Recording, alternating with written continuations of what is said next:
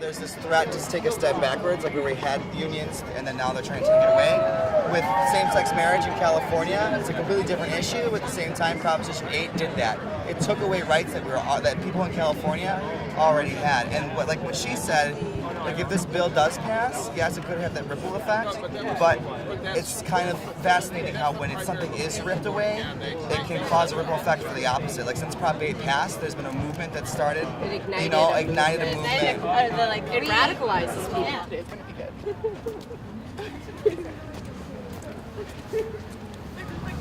My brother's currently working right now where he can afford Medicare and Medicaid, and he can afford his health insurance. But if this bill goes through and he degrades at all where he can no longer work, he might not have insurance anymore, and he might not be able to take care of himself. The issues related to Medicaid are being lost within the greater argument over the union issue. One of the things that really brought me out here today and for the past week really is that they're talking about taking all Medicaid programs, so Badger Care, Family Care, Senior Care, and putting them all under the oversight of an appointed person and just taking all of the oversight, all of that responsibility out of the hands of the legislature. They'll be able to make decisions about eligibility, about benefits, about reimbursement without having to talk to the public about it at all, without having anybody say, no, you can't do that, because there's a law against that they really can change the rules at any time in any way, and that's just not fair.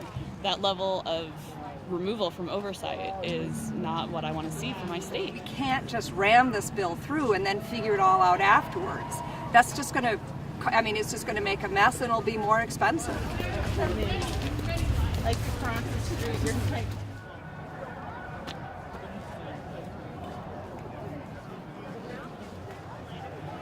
I think it means the beginning of the end for the middle class. I think about, being able to grow up in this wonderful state, knowing that my parents could make a reasonable living doing things, service to their community, and the thought of that somehow being jeopardized or pushed out of the picture due to, the greed of a few. Yeah, the greed of a few is really, it's a powerful thing. We understand that there is a fiscal crisis and we're willing to do our part.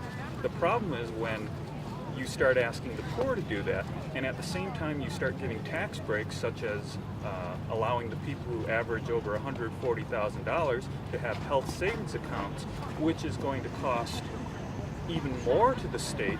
It doesn't make any sense. He's transferring money from the people who most need it to the people who least need it.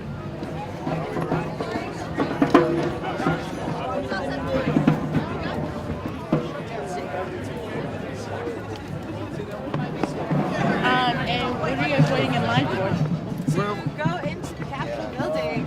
which we've been in before and never had to wait for. Yeah. But the games that they're playing, They're trying to make us become violent when this is a peaceful protest, to make us look bad, make us look illegitimate, our cause illegitimate. Unions provide the only voice in government for the middle and the working class, pretty much. Now that corporations are allowed to act as people, they have completely taken over the political voice in this country, and so really the unions have become the last voice in terms of being able to be financed enough to compete in any way and put out the message of the workers of this country.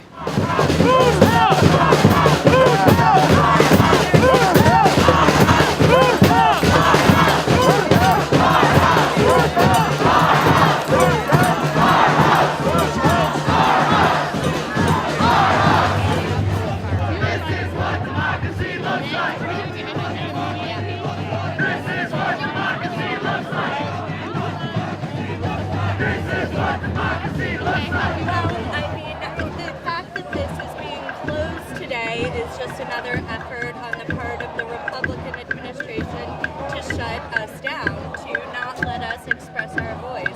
It's now part of a pattern of silencing the people whom they claim have this mandate, yet they don't listen to us. I think this bill means a lot for the working class, to be honest with you. It's sort of a myth that most people in America are members of the middle class. Actually, most of us are workers. We're in the working class. We work for a living. We don't have control over and say over what we do to a large extent.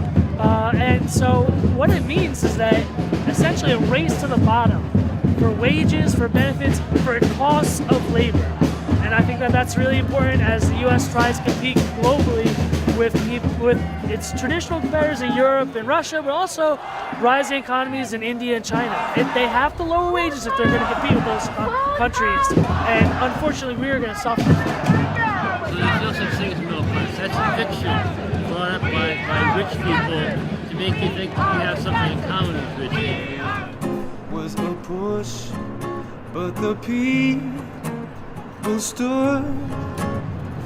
Darkest of days, shine the brightest of lights. We are not going to stop fighting this massive power grab. The public sector people will stay organized, and they'll still be a union, but they won't be able to collect dues.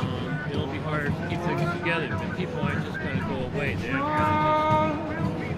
aren't going to just give up.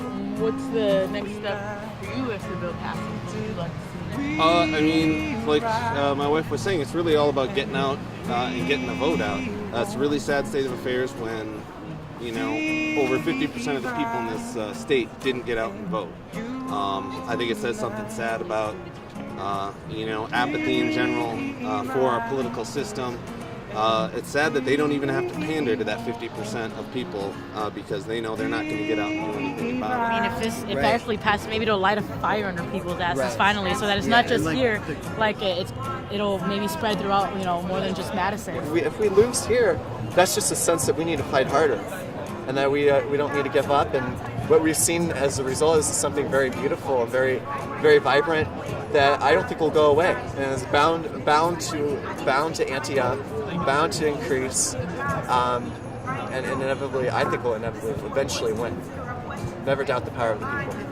I know that for myself, as long as there's a reason to be out here with my sign, I'll be out here with both of these and every day at lunch, and I will keep having my voice be heard in that way. I mean, there's 311 days till recall? So.